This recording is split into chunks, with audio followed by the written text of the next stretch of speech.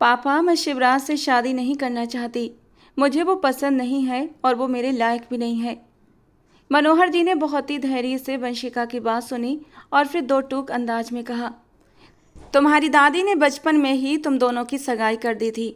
तुम्हारी शादी हर हाल में शिवराज से होगी, क्योंकि हमारे परिवार में की गई सगाइयाँ तोड़ी नहीं जाती और मैं अपने बचपन के दोस्त से किसी भी तरह की नाराज़गी नहीं चाहता। ये कहकर उन्होंने प्यार से उसके सिर पर हाथ रखा। तुम परेशान मत हो वंशिका, वो बहुत ही प्यारा और बहुत ही अच्छा लड़का है। वो तुम्हें बहुत मोहब्बत देगा और तुम्हारा बहुत ख्याल रखेगा। तुम उसे एक मौका देकर तो देखो। पापा, मैंने कब कहा कि वो बुरा है? लेकिन इंसान की अपनी पसंद भी तो होती है ना। मुझे वो पसंद नहीं है। क्यों पसंद नहीं है? मैं वो वजह जान सकता हूँ। मनोहर जी ने वंशिका के चेहरे पर कुछ खोजने की कोशिश की और वंशिका अब और ज़्यादा अपने बाप से झूठ नहीं बोल सकती थी। अगर अब और छुपाती तो उसकी शादी शिवराज से हो जाती और अपने प्यार से दूर हो जाती, और वो ऐसा बिल्कुल भी नहीं चाहती थी। पापा, मैं शिवराज से नहीं बल्कि किसी और से मोहब्बत करती हूँ। ये कहकर उसने अपनी गर्दन झुका ली थी। आखिरकार असल मामला उसकी जबान पर आ ही गया था। मनोहर जी ने बड़ी मुश्किल से अपने भीतर उठते गुस्से पर काबू पाया था। वो कौन है? उन्हें अपनी आवाज़ किसी गहरी खाई से आती हुई महसूस हुई थी। जवान बेटी के मुंह से इस तरह की बातें सुनना बहुत ही तकलीफ देह था, वो भी तब जब उसकी शादी उनके दोस्त के बेटे से होने वाली थी। अपने पापा का ये सख्त अंदाज देखकर वंशिका एक पल के लिए सहम गई थी और उसके मुंह से आवाज़ न निकली। मनोहर जी फिर से आगे बोले थे, वंशिका, बड़े मान और गर्व के साथ मैंने तुम्हें यूनिवर्सिटी में एडमिशन दिलाया था। तुम्हें याद है ना? जब जब फर्स्ट डे तुम यूनिवर्सिटी जा रही थी, मैंने तुमसे क्या कहा था कि कभी भी मेरा मान और मेरा गुरूर मत तोड़ना। मेरी इज्जत तुम्हारे हाथ में है। तुम यूनिवर्सिटी सिर्फ और सिर्फ पढ़ाई करने जा रही हो, तो सिर्फ अपनी पढ़ाई पर फोकस करना। उसके बावजूद भी तुमने अपने कदम पढ़ाई के अलावा दूसरी राहों पर क्यों डाल दिए? मुझे तुमसे ये उम्मीद नहीं थी वंशिका। और वंशिका की आंखों में आंसू चमकने लगे थे। पापा, शुभम बहुत अच्छा लड़का है, मेरी बहुत इज्जत करता है। आज तक कभी उसने मेरे साथ कोई भी गलत हरकत नहीं की है। मैंने उसकी ओर कदम नहीं बढ़ाए थे, लेकिन ना चाहते हुए भी ये दिल उसी की ओर झुकने लगा। मैं क्या करती? मोहब्बत पर किसी का बस नहीं होता पापा। बस मुझे हो गई शुभम से मोहब्बत। मैंने लाख खुद को रोका, लाख खुद को समझाया था, लेकिन मैं मजबूर हो गई थी। मुझे गलत मत समझें। अगर आप मुझे गलत समझेंगे तो मुझे अपनी पवित्र मोहब्बत भी गंदी लगने लगेगी। मैं जी नहीं सकूंगी पापा।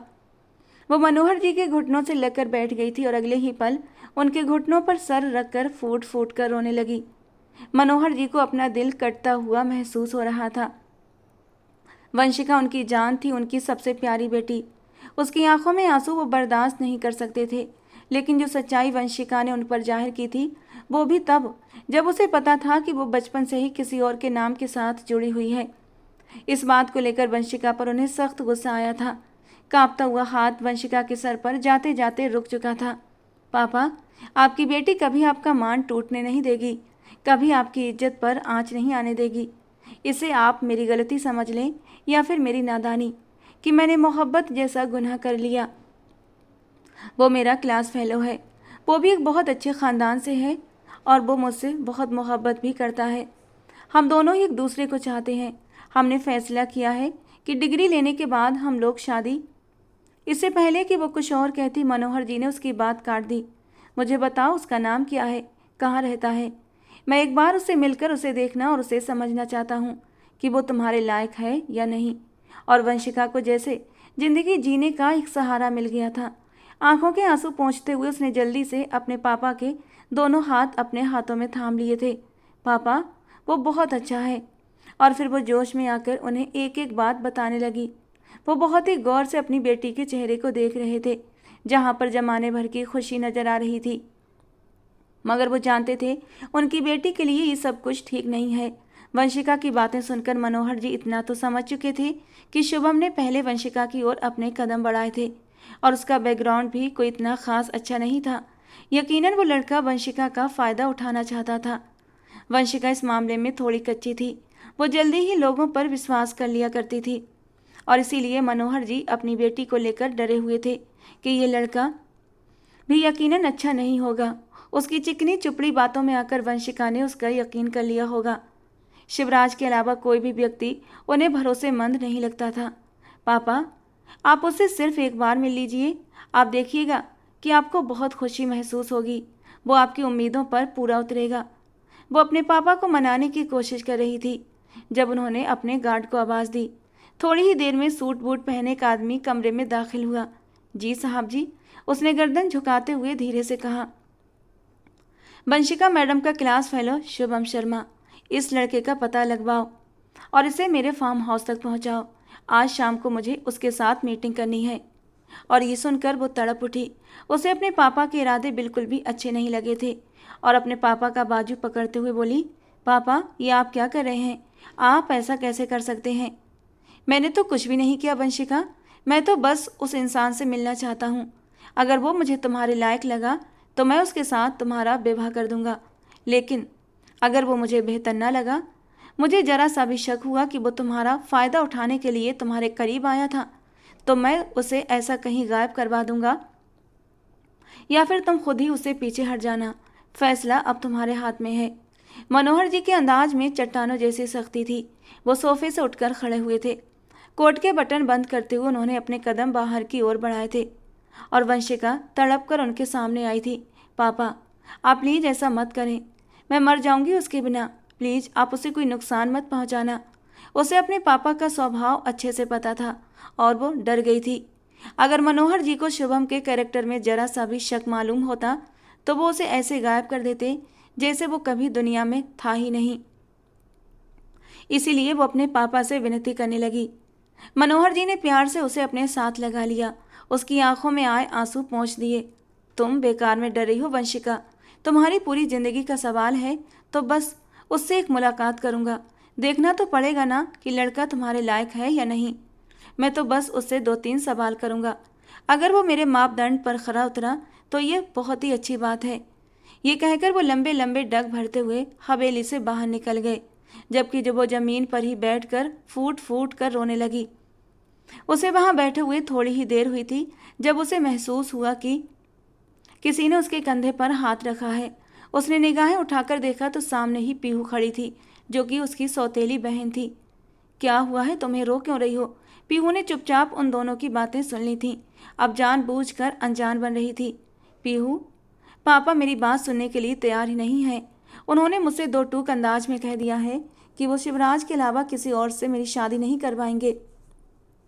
और ये सुनकर पीहू एक गहरी सोच में डूब गई। तो तुम खुद जाकर शिवराज से इस बारे में बात क्यों नहीं करती हो? उससे जाकर कहो कि तुम उससे शादी नहीं करना चाहती, तो वो खुद ही अपने कदम पीछे खींच लेगा और तुम्हारा रास्ता साफ हो जाएगा। पीहू की बात पर वंशिका की आंखें चमकने लगी थीं। वो एक गहरी सोच में डूब गई। उसे सोच में डूबा देखकर पीहू आगे बोली, अगर तुम कहो तो क्या मैं तुम्हारी जगह शिवराज से बात करूं? पीहू ने वंशिका के चेहरे की ओर गौर से देखते हुए कहा था, जैसे उसके भावों को पढ़ने की कोशिश कर रही हो कि उसके दिल में आखिर चल क्या रहा है। नहीं नहीं, तुम्हें उससे कोई बात नहीं करनी। जब उससे जो बात करनी होगी तो मैं खुद ही कर लूँगी। मगर वो तो शहर से बाहर है और रात के वक्त ही वापस आएगा, पीहू ने उसे खबर दी। तुम इस चीज़ की टेंशन मत लो पीहू, टाइम मैं खुद ही डिसाइड कर लूँगी कि उसके पास कब जाना है। कल संडे है ना, कल मैं जाकर शिवराज से मिल लूँगी। पीहू अपना दिमाग तेज़ी से चलाने लगी। अगर वो शिवराज से मुलाकात करती और उसे शादी के लिए मना करती तो शिवराज अलर्ट हो जाता। वो जानती थी शिवराज वंशिका से मोहब्बत करता है और वो कितना जिद्दी और जुनूनी है। ये बात भी पीहू अच्छे से जानती थी कि वो किसी भी कीमत पर अपनी मोहब्बत से खुद को अलग नहीं करता, भले इसके लिए उसे कुछ भी करना पड़ता। वो हर कीमत पर वंशिका को अपना कर ही रहता और पीहू ये सब कुछ गवारा नहीं कर सकती थी। वो वंशिका को अपना कर रहता और पीहू ये कभी नहीं चाहती थी, क्योंकि पीहू खुद शिवराज से शादी करना चाहती थी। दोनों को अलग करने के लिए उसे एक बड़े दांव की ज़रूरत थी। एकदम ही उसके दिमाग में बिजली सी कौंधी थी। वो जल्दी से वंशिका के सामने आकर खड़ी हो गई। वंशिका, कल संडे जरूर है, लेकिन मैंने सुना है कि कल शिवराज 1 महीने के लिए विदेश जा रहा है और वहाँ से आते ही शादी हो जाएगी। इस तरह तो तुम कभी भी शिवराज से अपने मन की बात नहीं कह पाओगी। एक काम करो, आज रात जब शिवराज अपने काम से घर वापस लौटे तो तुम आज ही रात जाकर उससे मिल लो और अपने दिल की बात भी उसे कह दो। ये मौका गवा दिया तो तुम्हें दूसरा मौका नहीं मिलेगा। अपनी बात कहकर पीहू उसके चेहरे को गौर से देखने लगी, जहाँ परेशानी के भाव उभरने लगे थे। लेकिन पीहू, रात में उसके पास जाना मुझे सही नहीं लग रहा। इतना अजीब, सख्त मिजाज और रूड टाइप का इंसान है। वो जब भी मुझे मिलता है उसकी नज़रें मुझे अपने अंदर तक उतरती महसूस होती हैं। तन्हाई में उसके पास चली गई तो पता नहीं क्या करेगा। शिवराज के पास रात में अकेले जाने के ख्याल से वंशिका का दिल बिल्कुल भी राजी नहीं हो रहा था। तुम बेकार में डर रही हो वंशिका। शिवराज तो बहुत अच्छा है। वो तुम्हें इसलिए ऐसी नज़रों से देखता है क्योंकि तुम्हारा और उसका रिश्ता बचपन से तय है और वो तुम्हें अपनी अमानत समझकर पूरे हक से देखता है। अब तुम जाकर इस रिश्ते के लिए उसे मना कर दोगी तो उसकी नज़र में तुम्हारे ऊपर बदल जाएंगी। मुझे लगता है वो ज़रूर तुम्हारी बात मान जाएगा, क्योंकि अगर उसे तुमसे मोहब्बत होती तो अब तक वो अपनी मोहब्बत का इजहार तुमसे कर चुका होता। और फिर इसमें सही और गलत क्या है? और कौन सा तुम किसी को बताकर जाओगी? चुपचाप चली जाना। मैं मम्मी पापा पर नज़र रखूँगी। अगर कोई गड़बड़ हुई तो तुम्हें तुरंत कॉल कर दूंगी। और हमेशा की मासूम सी वंशिका इस बार भी पीहू की चाल में फंस चुकी थी। तुम ठीक कहती हो पीहू, मैं आज रात ही जाकर शिवराज से बात करती हूँ। ये कहकर वो वहाँ से चली गई। पीहू से दांत पीसते हुए घूर कर देखने लगी। पता नहीं खुद को क्या समझती है। कहाँ शिवराज खूबसूरत जादू भरी पर्सनालिटी का भरपूर मर्द, और कहाँ ये काली कलूटी वंशिका। शिवराज की जोड़ी तो सिर्फ और सिर्फ मेरे साथ ही जमती है। वंशिका के खूबसूरत दमकते गेहूं रंग को पीहू ने जलन के मारे काली कलूटी का नाम दे दिया था। शिवराज को तो मैं कभी भी तुम्हें हासिल करने की इजाज़त नहीं दूंगी वंशिका। शिवराज सिर्फ और सिर्फ मेरा है और मेरा ही रहेगा। वो दिल ही दिल में वंशिका को गालियां दे रही थी, जबकि वंशिका उसके ख्यालों से पूरी तरह अनजान अपनी सोचों में डूबी हुई थी कि वो किस तरह शुभम को हासिल करेगी। शाम का वक्त हो गया था। वो बाहर लॉन में बैठी सामने पेड़ पर चहचहाते परिंदों को देख रही थी। कितने आज़ाद होते हैं ये पंछी, इन पर कभी किसी की बंदिशें नहीं लगती। डूबते सूरज की हल्की हल्की रोशनी अभी भी माहौल में फैली हुई थी, जो माहौल को और भी खूबसूरत बना रही थी।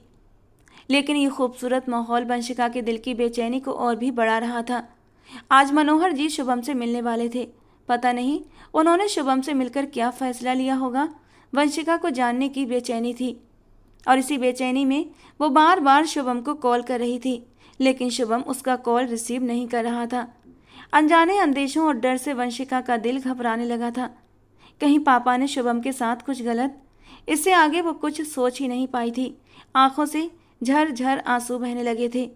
पापा, अगर आपने शुभम को कुछ भी गलत किया तो मैं आपको कभी भी माफ़ नहीं करूँगी। वो आंसू पोंछते हुए दोबारा से शुभम का नंबर डायल करने लगी। उसने शुभम का नंबर कोई 10वीं बार डायल किया था, मगर उसका फ़ोन लगातार बंद जा रहा था।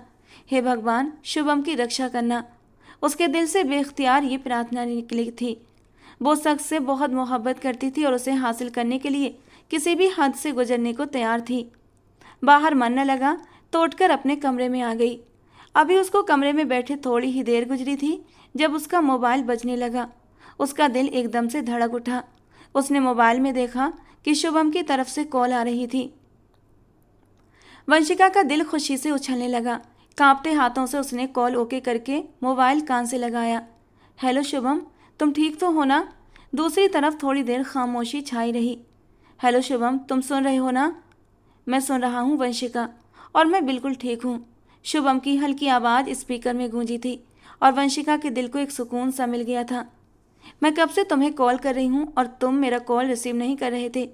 तुम जानते हो ना मैं कितना परेशान थी।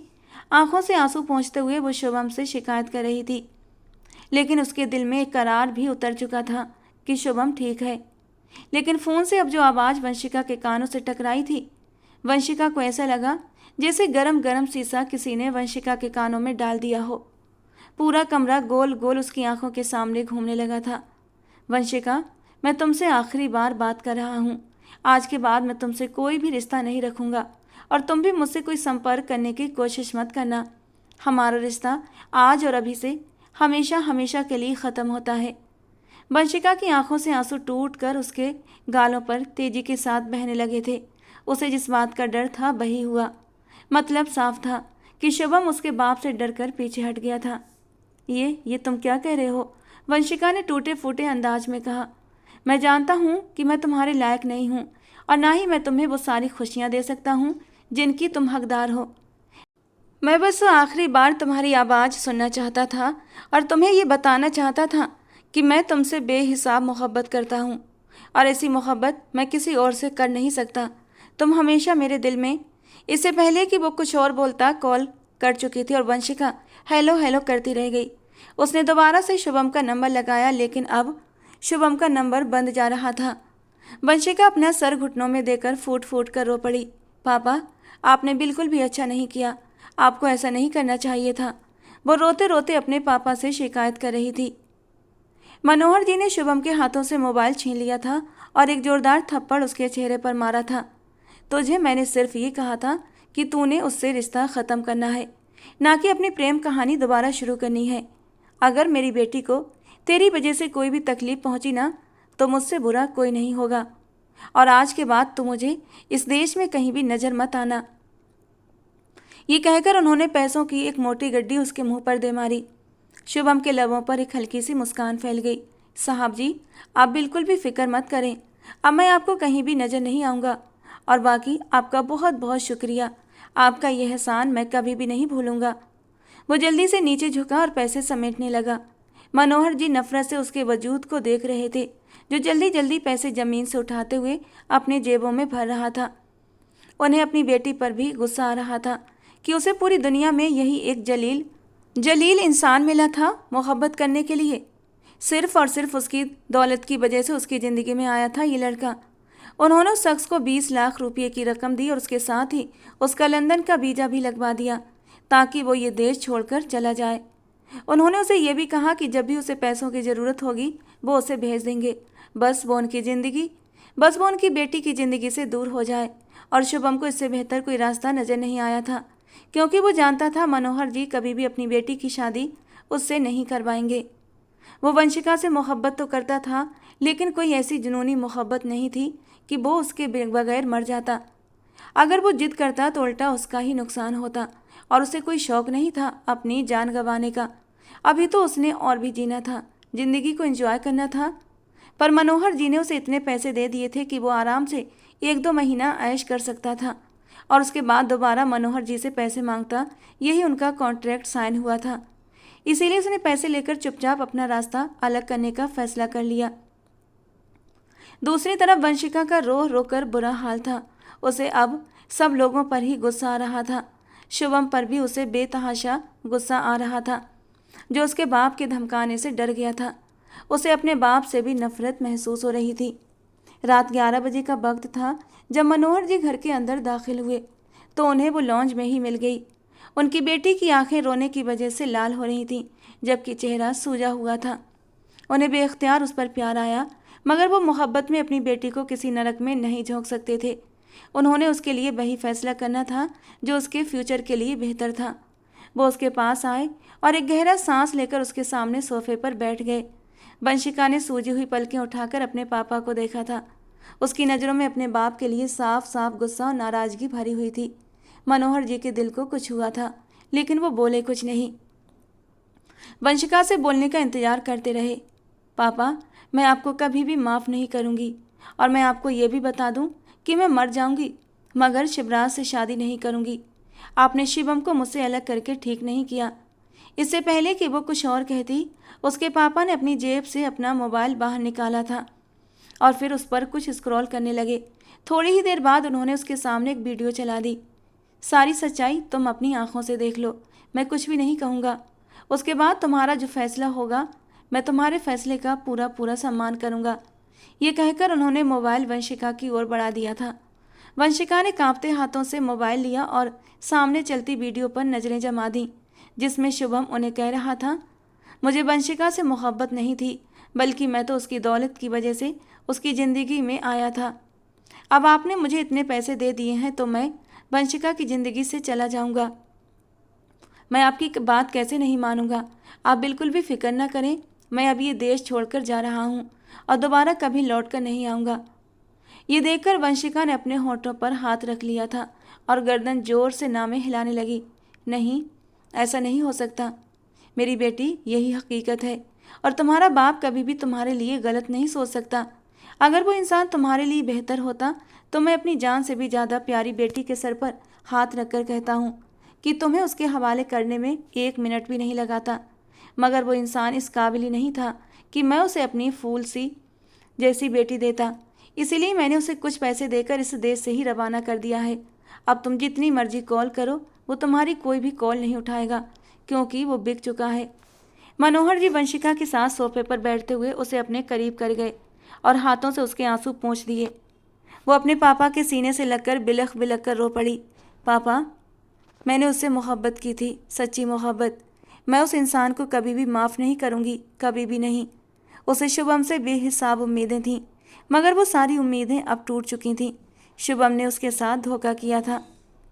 उनके कमरे में जाने के बाद उसने अपने आंसू मजबूती से पोंछे। उस वक्त उसने फैसला किया कि वो शिवराज से जाकर 2 टूक अंदाज में बात करेगी। भले शुभम ने उसे धोखा दिया था, लेकिन वो शिवराज के साथ भी शादी नहीं कर सकती थी, क्योंकि वो उसे पसंद नहीं करती थी और अभी अभी मोहब्बत ने उसने चोट खाई थी। इतनी जल्दी वो ज़िंदगी में आगे बढ़ना नहीं चाहती थी। उसका घर शिवराज के घर से बिल्कुल सटा हुआ था। घड़ी पर नज़र पड़ी तो रात के 12 बज रहे थे। उसे कुछ हिचकिचाहट महसूस हुई, लेकिन जल्दी ही उसने खुद को संभाल लिया। पीहू की बातें उसके दिमाग में गूंजने लगी थीं कि कल सुबह सुबह वो विदेश के लिए रवाना हो जाएगा और उसके बाद उसे दोबारा शिवराज से बात करने का मौका नहीं मिलता। उसके पास सिर्फ यही एक मौका था कि वो सामने से जाकर शिवराज से बात करे। वो कुछ भी सोचे समझे बगैर उसके घर की ओर रवाना हो गई। शिवराज के घर का दरवाज़ा खोलकर वो आराम से अंदर दाखिल हो गई। रास्ते में उसे चौकीदार मिला। बीबी साहिबा, आप इस वक्त यहाँ? उसने हैरानी से पूछा। इतना तो उसे भी पता था कि वंशिका की शिवराज से शादी होने वाली है। हाँ, मैं यहाँ। मुझे ये बताओ कि तुम्हारे साहब कहाँ हैं? बीबी साहिबा, वो तो अपने कमरे में आराम कर रहे हैं। आज ही शहर से वापस आए हैं। उनकी तबीयत ठीक नहीं है, दवा खाकर सोने के लिए लेटे हैं। मुझे लगता है आपको सुबह। इससे पहले कि वो कुछ और कहता, वंशिका ने 500 के कई नोट उसके हाथ में पकड़ा दिए। अपना मुंह बंद रखना और किसी को भी इस बात की खबर मत होने देना कि मैं उससे मिलने आई थी। इतने ज़्यादा पैसे देखकर चौकीदार की आंखें चमकने लगी थीं। जी बीबी साहिबा, बेफिक्र हो जाएं। और आपको एक और खुशखबरी दे देता हूँ कि आज बड़ी मैडम साहिबा और बड़े साहब जी भी घर पर नहीं हैं। वो भी दूसरे शहर गए हुए हैं।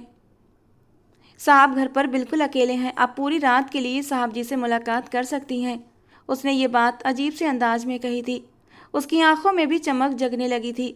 वंशिका ने इस चीज़ की तरफ ध्यान नहीं दिया था और उसने ये भी नहीं सोचा कि चौकीदार उसकी इस बात का कोई गलत मतलब निकाल सकता है। उसे इस वक्त सिर्फ और सिर्फ शिवराज से मिलना था और उससे 2 टूक बात करनी थी।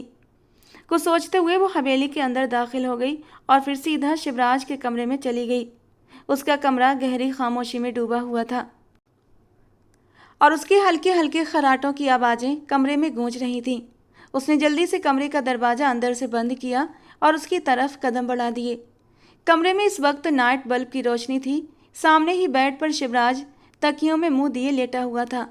ब्लैक सैंडो उसकी मस्कुलर बॉडी पर खूब जच रही थी। उसके मजबूत कंधे और बाजू देखकर एक पल के लिए वंशिका का दिल धड़क उठा था।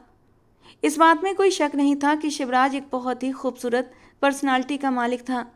उसे शिवराज से कोई नफरत नहीं थी, लेकिन एक झिझक उसे ज़रूर महसूस होती थी, क्योंकि जब भी शिवराज उससे मिलता था, उसके सामने आता, तो उसे बड़ी ही गहरी नज़रों से देखता था और वो जल्दी से बहाना बनाकर उसके सामने से हट जाती थी। इस वक्त भी उसका दिल जोरों से धड़क रहा था। माथे पर पसीने की बूंदें उभरने लगी थीं। हालांकि कमरे में एसी ऑन था, हाथों की हथेलियों में भी नमी उतर आई थी। एक पल के लिए उसके मन में आया कि उसे इस वक्त कमरे से वापस चले जाना चाहिए। उसका दिल न जाने क्यों किसी अनहोनी के एहसास से धड़कने लगा था, लेकिन जो बात करने आई थी वो बात करना भी बहुत ज़रूरी था। बहुत हिम्मत करके उसने शिवराज का बाजू पकड़कर उसे हिलाया था कि वो हल्का सा कुनमुनाया और करवट बदलते हुए दोबारा तकियों को अपनी बाहों में भींच कर लेट गया। शिवराज, मेरी बात सुनो, वो थोड़ा ऊंची आवाज़ में बोली तो उसने हल्की हल्की आंखें खोल दी। सामने खड़ी वंशिका को देखकर वो कितनी ही देर उसे एकटक देखता रहा और फिर दोबारा आंखें बंद कर लीं। यार, तुम बहुत तंग करती हो, कम से कम रात को तो चैन से सो जाने दिया करो। जब देखो बिना झिझके मेरे ख्वाबों ख्यालों में चली जाती हो। वैसे वंशिका, एक बात तो है, जिस रात तुम मेरे ख्वाबों में नहीं आती वो रात मुझे अधूरी अधूरी सी लगती है। चेहरे पर हल्की मुस्कान लिए वो धीरे धीरे बड़बड़ा रहा था और वंशिका के तो हाथ पैर फूल उठे थे। शिवराज उठो, मैं सच में तुम्हारे सामने हूँ और तुमसे ज़रूरी बात करना चाहती हूँ। इस बार उसने जोर से शिवराज को कंधे से पकड़कर झंझोड़ दिया था। शिवराज ने पट से अपनी आंखें पूरी खोल दीं। अभी थोड़ी देर पहले वो इसी लड़की को अपने ख्वाबों में देख रहा था। वो सोच भी नहीं सकता था कि उसकी किस्मत इतनी अच्छी होगी और उसकी बचपन की मंगेतर उसके सामने आकर खड़ी हो जाएगी। उसकी तबीयत आज बहुत ज़्यादा ख़राब थी। उसके मम्मी पापा भी किसी रिश्तेदार की शादी में दूसरे शहर गए हुए थे। तबीयत में किसी तरह सुधार नहीं आया तो उसने मन बहलाने के लिए अपने दोस्तों को बुला लिया और पार्टी में वो लोग इस कदर मदहोश हो गए कि दोस्तों के कहने पर उसने हैवी डोज ले ली थी और उसने ज़िंदगी में पहली बार ड्रिंक की थी, इसीलिए खुद को संभाल नहीं पा रहा था, जिसकी वजह से उसका दिमाग भी घूम रहा था। उसे समझ नहीं आ रहा था कि उसके साथ क्या हो रहा है। तुम हर रात मेरे ख्यालों में आती हो और मुझे ऐसा लगता है कि तुम सच में मेरे सामने हो, और आज तो तुम अपने मुंह से कह रही हो कि तुम सच में मेरे सामने हो। वैसे मैं इस वक्त तुम्हें बहुत याद कर रहा था, सपना ही सही लेकिन बहुत खूबसूरत है, प्लीज़ करीब आओ ना मेरे। ये कहते हुए उसने वंशिका का हाथ जोर से खींचा था और वो कटी पतंग की तरह उसके सीने पर जाकर गिरी थी। उस वक्त वो पूरी तरह नशे में मदहोश था। वो उसके सीने से लगी हुई थी। वो आंखें बंद करते हुए उसे अपने दोनों बाजुओं में समेटकर उसकी गर्दन में अपना चेहरा छुपा गया था और उसके बालों की खुशबुओं को अपने अंदर उतारने लगा। बहुत खूबसूरत सपना है ये, जी चाहता है मेरा ये सपना कभी ना टूटे। ये कहते कहते उसने अपने दहकते नरम होठों से वंशिका की गर्दन को छू लिया था और वंशिका को ऐसा लगा जैसे किसी ने उसकी गर्दन पर अंगारे रख दिए हों। वो इस सब के लिए मानसिक रूप से तैयार नहीं थी। वो बुरी तरह से सहम गई थी। उसे बेहद गहराई से कुछ गलत होने का एहसास हो रहा था। वो इस काम को जितना आसान समझ रही थी, ये काम उसकी सोच से भी ज़्यादा मुश्किल निकला था। शिवराज, होश में आओ, ये सपना नहीं है, मैं सच में तुम्हारे सामने हूँ। छोड़ो मुझे, ये क्या कर रहे हो, उसने चिल्लाते हुए कहा। और फिर अचानक ही उसे याद आया कि ये कमरा तो साउंड प्रूफ है, यानी उसकी आवाज़ इस कमरे से बाहर तक नहीं जानी थी, और अगर आवाज़ बाहर चली भी जाती तो कोई फ़ायदा भी नहीं था। पूरी हवेली में इस वक्त कोई नहीं था सिवाय बाहरी गेट पर चौकीदार के। बाकी सब नौकर तो अपने अपने क्वार्टर में आराम से सो रहे थे। उसने एक बार फिर से उसे खुद से दूर हटाने की कोशिश की, मगर वह पूरी तरह से और उसकी सांसों को भी अपनी कैद में ले चुका था। वंशिका के नरम होंठ जब शिवराज के होंठों से टच हुए तो शिवराज के तन बदन में किस पार्क हुआ था। वो बुरी तरह से बेकरार हुआ था और उसके नरम होंठों की नरमियों को बेताबी से पीने लगा। वो उसकी मजबूत बाहों में किसी पानी की मछली की तरह तड़प रही थी और एक ही बात कह रही थी, शिवराज होश में आओ, छोड़ो मुझे, तुम गलत कर रहे हो। मगर वो अपने होश में नहीं था। उसे सिर्फ इतना पता था कि उसकी बाहों में इस वक्त उसकी मोहब्बत है, जिससे वो बेइंतहा मोहब्बत करता है। और ये प्यार वो अभी से नहीं करता था, बल्कि बचपन से करता आ रहा था। वंशिका उसे अपने दिल के बेहद करीब महसूस होती थी। धीरे धीरे शिवराज के हाथ वंशिका के पूरे वजूद पर शरारत करने लगे थे। तुम बहुत खूबसूरत हो वंशिका, वो अपनी लाल लाल आंखें मुश्किल से खोलते हुए मदहोश अंदाज में बोला था।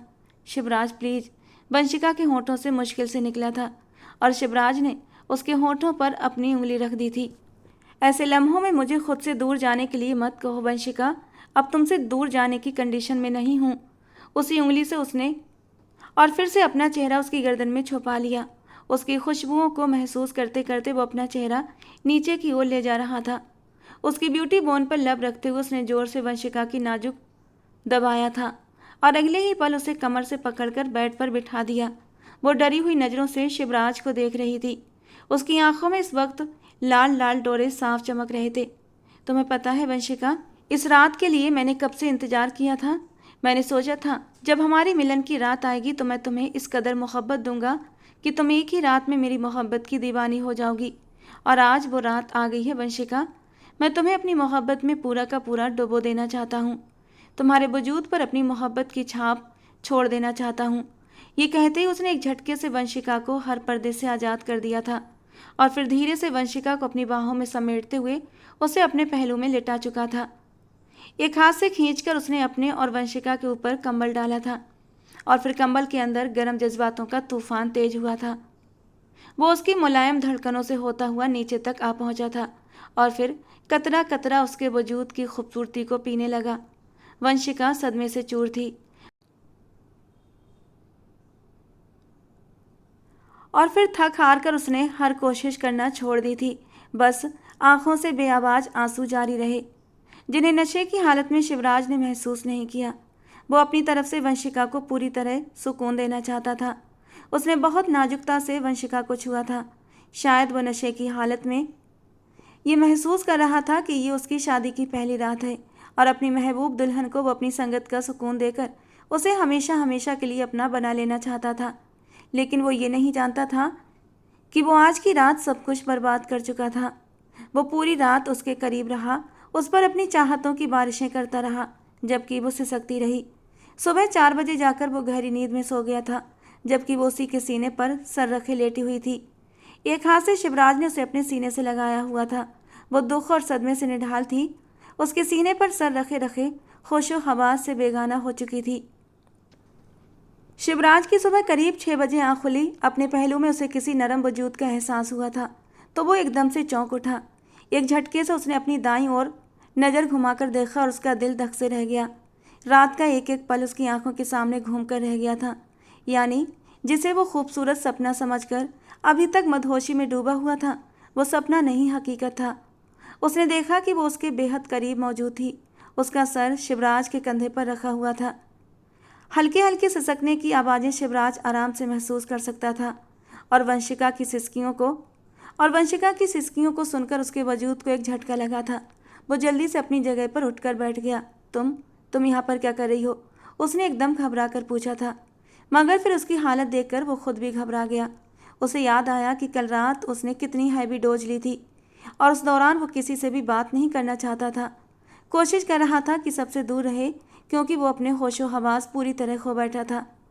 उसने रात के सपने में उस लड़की को अपने बहुत करीब देखा था, मगर अब उसे अंदाजा हो रहा था कि वो सपना नहीं बल्कि एक हकीकत थी। उसे जागता हुआ देखकर वंशिका भी उठकर बैठ चुकी थी। पूरी रात रोने की वजह से उसकी आंखें लाल हो रही थीं।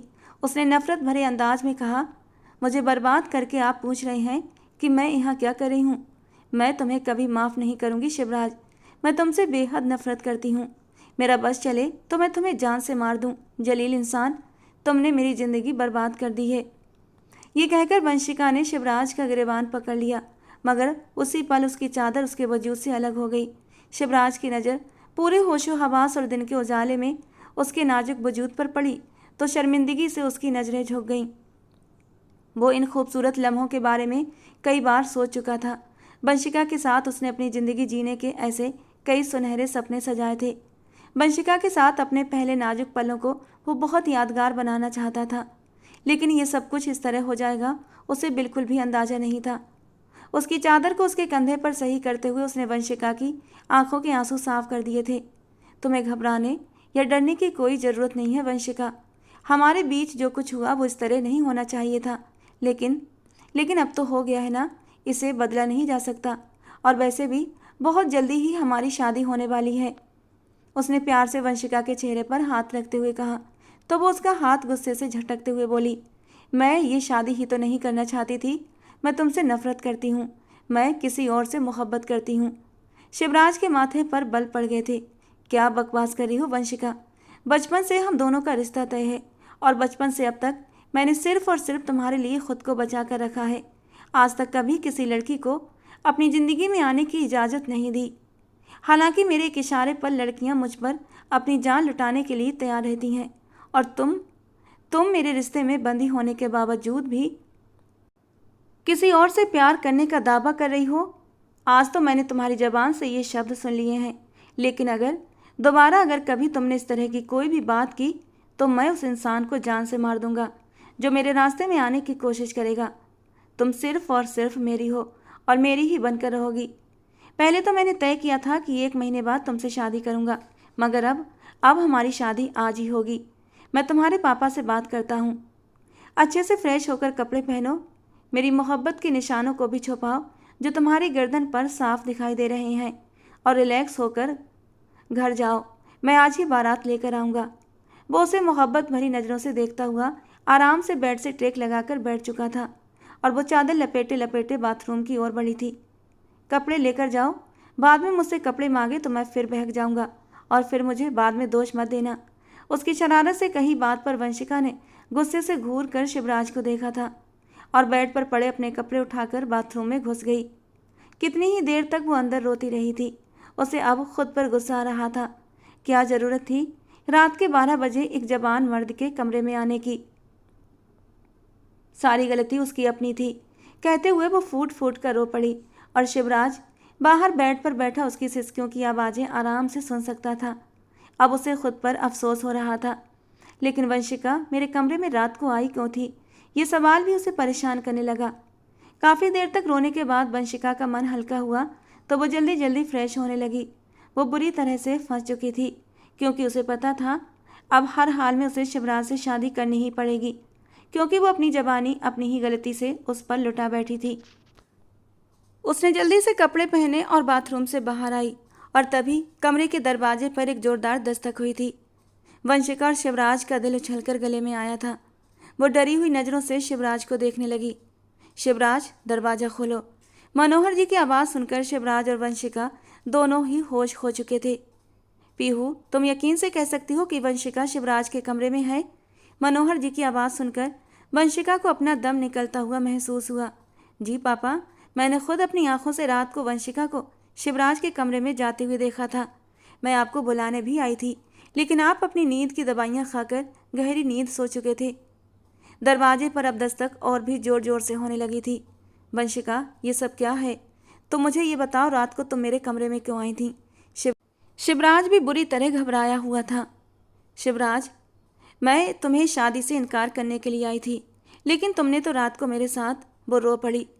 तो रात में आने की क्या ज़रूरत थी? तुम दिन में भी तो आ सकती थी ना। लेकिन पीहू ने मुझे बताया सुबह होते ही तुम विदेश के लिए रवाना हो जाओगे, उसके बाद 1 महीने बाद ही आओगे और आते ही शादी हो जाएगी। क्या बकवास है ये? मैं क्यों विदेश जाने लगा? इसका मतलब पीहू ने झूठ बोला और अब पापा को लेकर तुम्हारे घर पर भी आ गई। एक एक करके सारी गांठें खुलती चली गईं। यानी पीहू ने जानबूझकर उसे फंसाया था। शिवराज, दरवाज़ा खोलो। मनोहर जी की फिर से तेज आवाज़ गूंजी थी और अब दरवाज़ा खोलने के अलावा उनके पास कोई दूसरा चारा नहीं था। दरवाज़ा खुलते ही मनोहर जी, पीहू और वंशिका की माँ साधना जी अंदर दाखिल हुए थे। शिवराज और वंशिका को एक साथ कमरे में देखकर सबके होश उड़ चुके थे, जबकि पीहू के चेहरे पर एक शैतानी मुस्कुराहट चमक रही थी। अब आएगा मज़ा, जब पापा वंशिका को सख्त से सख्त सज़ा देंगे और शिवराज को भी कैरेक्टर लेस मानते हुए इस शादी से इनकार कर देंगे, और तब मैं बढ़ाऊंगी अपना हाथ शिवराज की तरफ उसे संभालने के लिए। तुम शिवराज के कमरे में क्या कर रही हो? मनोहर जी आगे बढ़े थे। साधना जी भी सदमे से आगे बढ़ी थी। वंशिका, ये क्या कर दिया तुमने? उसका गीला गीला वजूद देखकर वो सब कुछ समझ चुकी थी, और जब नज़र वंशिका की गर्दन पर पड़े, लाल निशानों पर पड़ी, तो उनका दिल धक से रह गया था। हमारी इज्जत की धज्जियाँ उड़ाते तुम्हें शर्म नहीं आई? मनोहर जी ने तो अपना मुंह शर्म और गुस्से से फेल लिया था। मम्मी, मेरी बात सुने, मैंने कुछ भी नहीं किया। जो कुछ किया है इस शिवराज। खामोश हो जाओ, अब कहने और सुनने को बचा ही क्या है? और शिवराज तो जैसे कुछ बोलना ही भूल चुका था। हिम्मत करके वो 2 कदम आगे बढ़कर मनोहर जी के सामने आकर खड़ा हुआ था। अंकल जी, वंशिका की सब में कोई गलती नहीं है। रात को मैंने ही वंशिका को अपने पास बुलाया था। इस शादी को लेकर मैं उससे कुछ ज़रूरी बात करना चाहता था, लेकिन रात को कुछ कमज़ोर पलों में बहकर मुझसे ये गलती। और मनोहर जी ने एक जोरदार थप्पड़ शिवराज के मुंह पर मारा था। गलती? मेरी इज्जत की धज्जियाँ उड़ाकर तुम इसे गलती का नाम दे रहे हो? अंकल प्लीज़ इस तरह रिएक्ट मत करें। मैं वंशिका को अपनाऊंगा, उससे शादी करूंगा। जो शादी 1 महीने बाद होनी थी वो मैं आज ही करूंगा। आप तैयारी करें, मैं आज रात ही बारात लेकर आऊँगा। साधना जी रोते हुए मनोहर जी के पास आई थी। मुझे लगता है कि ये लड़का सही कह रहा है। चीख चिल्लाकर हमारी इज्जत की और भी अर्थी निकल जाएगी, और इसीलिए बात को यहीं पर दबा दें। आज ही इन दोनों की शादी करवा दें। रिश्तेदारों को मैं कोई ना कोई बहाना बना दूंगी। और पीहू तो हैरान नज़रों से कभी अपने सौतेले बाप तो कभी अपनी सगी माँ को देखती। उसका तो दांव उसी पर उल्टा चल चुका था। धीरे धीरे करके सब लोग कमरे से चले गए थे और फिर सबके जाने के बाद वंशिका भी अपने टूटे हुए वजूद को लेकर उस घर से बाहर निकल आई। पीछे खड़ा शिवराज वंशिका को थके थके कदमों से गेट से बाहर निकलते हुए देख रहा था। शिवराज को खुद पर गुस्सा आ रहा था। वो अपने बाल गुस्से के मारे नोचने लगा, लेकिन अब इस सब का कोई फ़ायदा नहीं था। वो तो उस लड़की को अपनाना ही चाहता था, उसके दिल में अपनी मोहब्बत के फूल खिलाना चाहता था, मगर हर बार उसे कुछ ऐसा हो जाता जिसकी वजह से उसे नुकसान उठाना पड़ता था। इस बार भी उसने अपनी मोहब्बत को नाराज़ कर दिया था। अब सोचें, किसी हथौड़े की तरह उसके दिमाग पर बरस रही थी। उसका इमरजेंसी में लहंगा तैयार करवाया गया था। ब्यूटिशियन ने उसे बहुत ही खूबसूरती से तैयार किया था और वो सजे हुए रूप में आसमान से उतरी कोई परी मालूम होती थी, जिसे जो भी एक नज़र देखता ही रह जाता था। शिवराज ने बड़ी मुश्किलों से अपने माँ बाप को इस जल्दबाजी की शादी के लिए तैयार किया था। उसके माँ बाप हैरान तो थे, लेकिन फिर शिवराज के मनाने पर मान गए थे। शिवराज ने अपनी मजबूरी ये बताई थी कि मुझे एक ज़रूरी मीटिंग के सिलसिले में कनाडा जाना है। मैंने तो अपनी और वंशिका के वीज़े और पासपोर्ट के लिए भी अप्लाई कर रखा है। शादी के बाद मैं उसे अपने साथ लेकर जाना चाहता हूँ और इसीलिए शिवराज के माँ बाप को मानना पड़ा था। शिवराज ने जब वंशिका को देखा तो बस देखता ही रह गया। वो बहुत खूबसूरत लग रहा था।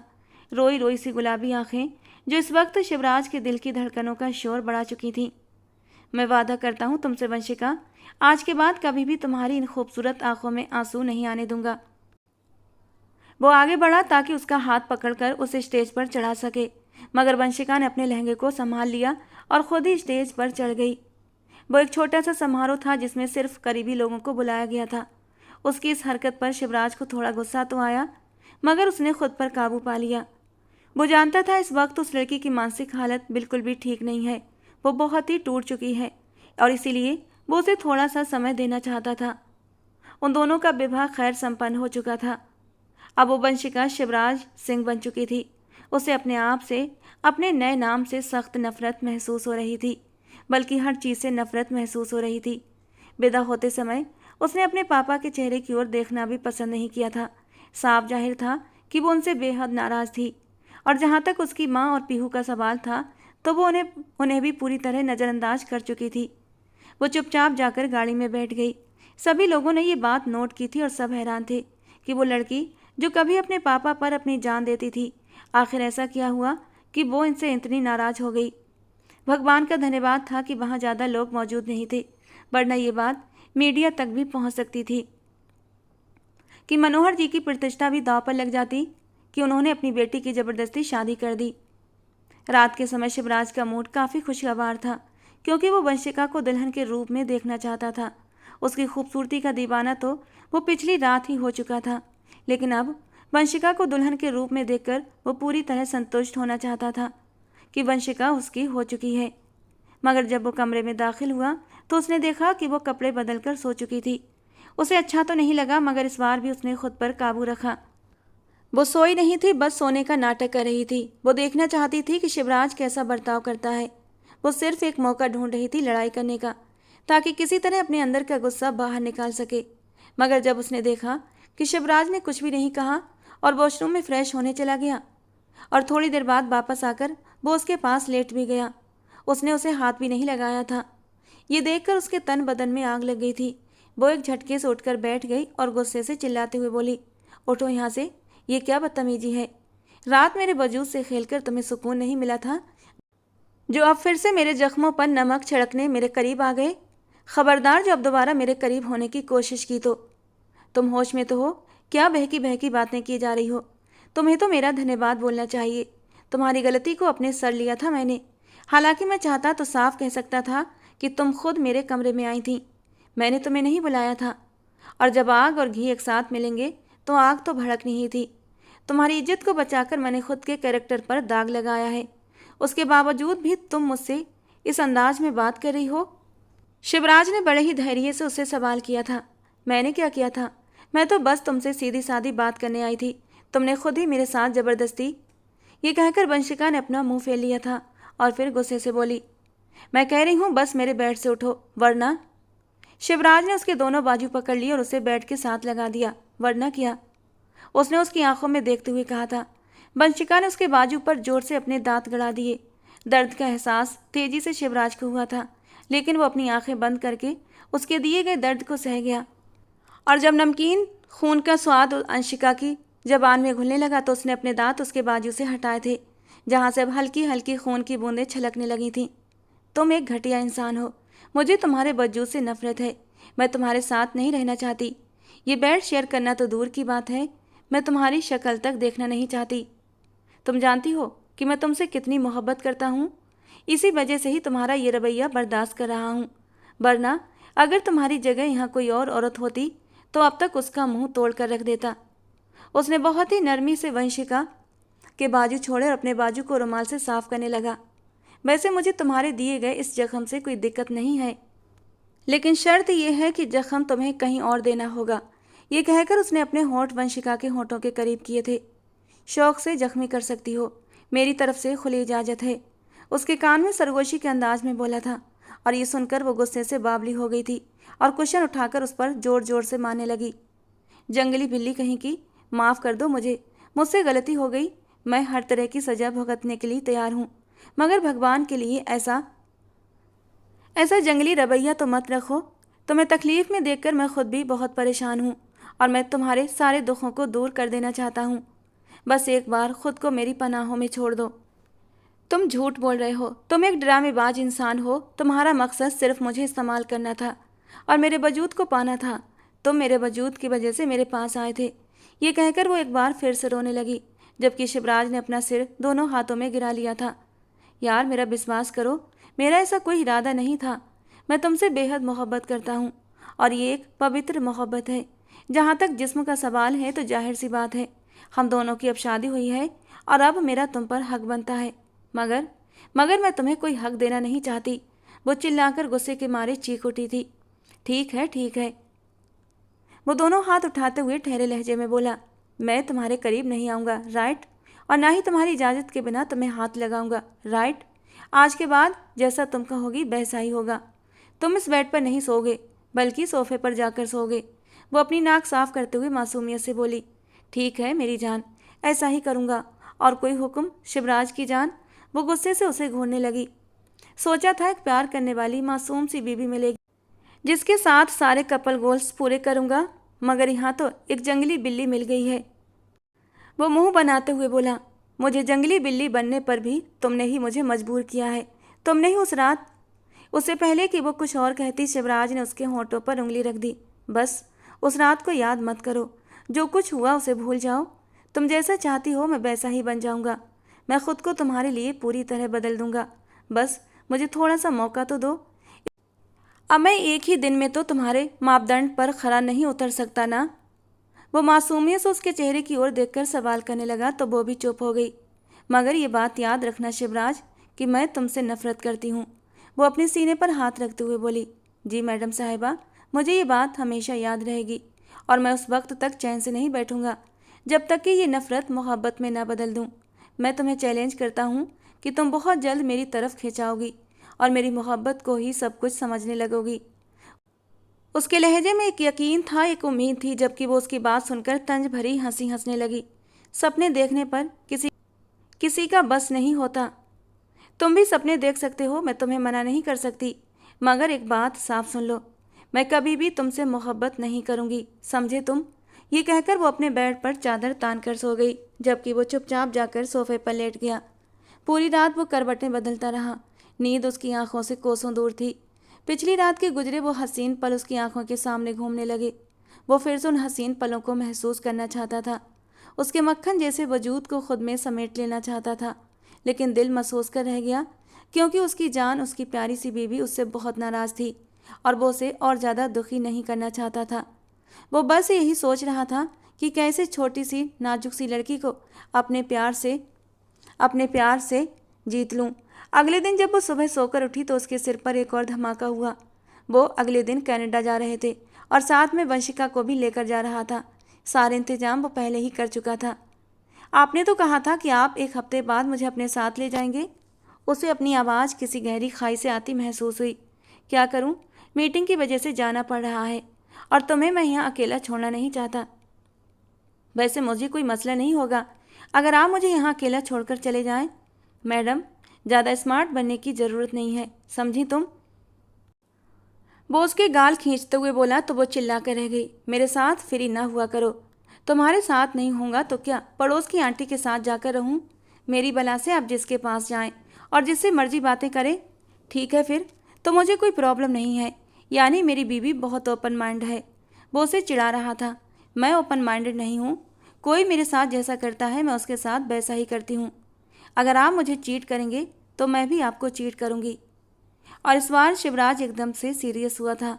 2 कदम चलता हुआ उसके सामने आकर खड़ा हो गया। उसके चेहरे पर झूलती बालों की लट को उसके कान के पीछे कर दिया। तुम मुझे जितना तंग करना चाहो, जितना बुरा भला कहना चाहो कह सकती हो, लेकिन मुझे धोखा देने वाली बात कभी मत कहना। ये वाला मजाक मेरे साथ मत करना। वो अचानक बहुत ज़्यादा सीरियस हो गया था। ये मजाक नहीं है बल्कि हकीकत है। अगर आप चाहते हैं कि मैं आपसे वफादार रहूं, तो उसके लिए आपको भी मेरे साथ वफादार रहना होगा। वो अपने बाल हवा में उड़ाते हुए लापरवाही से बोली थी। मैं हमेशा तुम्हारे साथ वफादार रहूंगा वंशिका। मुझसे कभी भी धोखे की उम्मीद मत करना। वो धीरे से अपने होंठ वंशिका के होंठों से मिस कर गया था और वंशिका का चेहरा पहली बार शर्म से लाल हुआ था। वो उसे अपने करीब आने की इजाज़त नहीं देती थी, मगर अब धीरे धीरे उस पर विश्वास करने लगी थी, क्योंकि इतना तो वो भी मानती थी कि गलती उसी की थी। उसे इस तरह उसके कमरे में नहीं जाना चाहिए था। और फिर उस रात वो पूरी तरह नशे में चूर था। और सुबह जब उसकी इज्जत उसकी माँ बाप की नज़रों में गिर रही थी, तब आगे बढ़कर उसने खुद के ऊपर इल्ज़ाम लिया था। और यही सब बातें याद करके धीरे धीरे वंशिका शिवराज को अपने दिल में जगह देने लगी थी। जब वो लंदन पहुंचे तो 1 दिन बाद ही उन्हें साउथ कोरिया के लिए निकलना पड़ा। वो बहुत ज़्यादा उत्साहित थी। खुशी के मारे एकदम शिवराज के गले से लिपट गई। मुझे तो अंदाज़ा ही नहीं था शिवराज कि तुमसे शादी करके मुझे इतना फ़ायदा होगा। यानी मैं 1 महीने में ही पूरी दुनिया घूम लूँगी। वो बहुत खुश नज़र आ रही थी और उसे खुश देखकर शिवराज भी कुछ सुकून महसूस कर रहा था। वे दोनों रात के करीब साउथ कोरिया पहुंचे थे। उन्होंने देखा वहां के मशहूर पुल पर बहुत सारे कपल्स खड़े थे। वंशिका ने शिवराज से पूछा, शिवराज, ये इतने सारे लोग यहाँ पर क्या कर रहे हैं? मुझे लगता है कि नए साल की पहली बर्फबारी होने वाली है और वो लोग मानते हैं कि पहली बर्फबारी में जो भी लोग आपस में मिलते हैं वो कभी भी एक दूसरे से जुदा नहीं होते। वो लोग इस दिन दुआएं मांगते हैं। चलो हम भी वहाँ चलते हैं, उसने कहा। वो उसके साथ जाना चाहती थी क्योंकि वो उसे अपनी दुआओं में शामिल नहीं करना चाहती थी, मगर उसके बावजूद भी वो उसे ज़बरदस्ती खींचते हुए ले गया। मैं तुम्हें अपनी दुआओं में नहीं मांगूंगी शिवराज, उसने मुंह बनाते हुए कहा। तुम फिक्र मत करो, मैं मांग लूँगा। शिवराज ने फ़ौरन उसकी छोटी सी नाक खींची थी। उसने हमेशा की तरह इस बार भी वंशिका को अपनी दुआओं में मांगा था।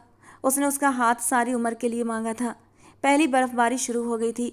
सभी लोग बहुत ज़्यादा उत्साहित थे और एंजॉय कर रहे थे। शिवराज ने उसे अचानक अपने सीने से लगा लिया। वो एक पल के लिए घबरा गई, मगर अगले ही पल उसने अपने आप पर काबू पा लिया। उसे हैरानी हो रही थी कि उसे शिवराज की इस हरकत पर गुस्सा क्यों नहीं आ रहा था। ये बात भी सच थी कि वो अब उसे धीरे धीरे स्वीकार करने लगी थी। अब वो उसकी मौजूदगी में मगन होती जा रही थी। अब शिवराज के बिना उसका समय ही नहीं करता था। वो रोज़ शाम को ऑफिस से लौटकर आता और उसे अपने साथ घुमाने ले जाता। जब वो कोरियन लड़कों को देखती तो वो उसकी आंखों के सामने हाथ रख देता और बुरा सा मुंह बनाता। वो उसे धमकी देता कि अगर तुम इसी तरह गैर मर्दों को देखती रहीं तो मैं तुम्हें अपने साथ घुमाने नहीं लाऊंगा। और वो रोज़ उससे प्रॉमिस करती, फिर जानबूझकर लड़कों को देखती थी, सिर्फ उसे तंग करने के लिए, क्योंकि उसे अच्छा लगता था शिवराज को इस तरह चिढ़ाकर। और शिवराज जब गुस्से से उस पर अपना हक जताता तो वंशिका के दिल में एक सुकून सा उतरता था। वो अब उसे स्वीकारने लगी थी। वो अब उसकी धड़कन बनकर उसके दिल में धड़कने लगा था। लेकिन वंशिका खुद इजहार भी नहीं करना चाहती थी। उसकी ख्वाहिश थी कि पहल दूसरी तरफ से हो। शिवराज भी अपनी पत्नी की मानसिकता को समझ चुका था। उसकी आंखों में छलकते पैगाम को समझने लगा था कि अब वो उसकी संगत चाहती थी, इस रिश्ते की शुरुआत चाहती थी, लेकिन कहने में शर्माती थी। और यह एहसास शिवराज के दिल को गुदगुदाने के लिए काफ़ी था। वो भी तो वंशिका की संगत के लिए तड़प रहा था। एक दिन वो उसे अपने साथ समंदर किनारे ले गया, जहाँ पर उसने बहुत ही रोमांटिक सा इंतजाम किया था। वहीं एक छोटा सा कॉटेज बुक किया था और कैंडल लाइट डिनर का इंतजाम था। वंशिका की आंखें खुशी से चमक उठीं। शिवराज घुटनों के बल जमीन पर बैठा और एक अंगूठी उसके सामने करते हुए बोला, मैं तुमसे बहुत मोहब्बत करता हूँ। अतीत में जो कुछ भी हुआ उस पर शर्मिंदा भी हूँ। मैं चाहता हूँ मैं अपनी सारी ज़िंदगी तुम्हारे साथ गुजारूँ। हमारे बीच जो भी गलतफहमियां हैं वो सारी दूर हो जाएं। क्या तुम मुझे स्वीकार करोगी? मैं तुम्हारे पास बहुत उम्मीद लेकर आया हूँ। उसकी आंखों में उस वक्त कई दीपक चमक रहे थे और वंशिका उन दियों को बुझाना नहीं चाहती थी, और वो भी तो अब उससे मोहब्बत करने लगी थी। उसने वो अंगूठी थाम ली तो शिवराज को एक पल के लिए यकीन न आया। खुशी से उसने उसे गले से लगा लिया और हवा में घुमा दिया। वंशिका भी खिलखिलाकर हंस पड़ी थी। अंदर कॉटेज को शिवराज ने गुलाब के फूलों से सजाया था। कहीं कहीं जलते कैंडल्स माहौल को और भी रोमांटिक कर रहे थे। मेरी ज़िंदगी को इस कदर खूबसूरत बनाने के लिए तुम्हारा बहुत बहुत धन्यवाद वंशिका। उसने एक झटके से वंशिका को अपनी बाहों में उठा लिया और धीरे धीरे उसे बेड पर लेकर आया था। उसके जूड़े में बंधे बालों को खोलकर वो उसके बालों में अपना मुंह छुपा गया।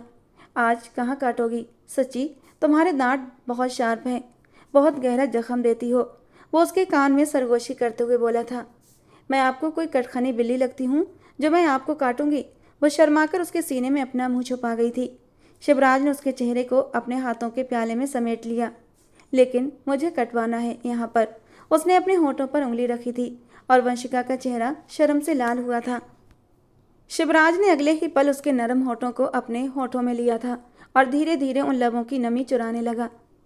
तुम आज की रात उन दोनों की रात बहुत हसीन रात साबित होने वाली थी। वंशिका ने सुकून से अपना आप शिवराज के हवाले कर दिया था। दूर आसमान में चमकता हुआ चांद भी उन्हें देखकर शायद शर्मा गया था। उनकी नई जिंदगी की शुरुआत होने वाली थी। दोस्तों, आज की हमारी कहानी आपको कैसी लगी कमेंट बॉक्स में ज़रूर बताना। पसंद आई हो तो प्लीज़ लाइक करना। रोज़ ऐसी ही रोमांटिक कहानियों के लिए हमारे चैनल से जुड़े रहना। मिलते हैं दोस्तों अगली किसी नई कहानी के साथ।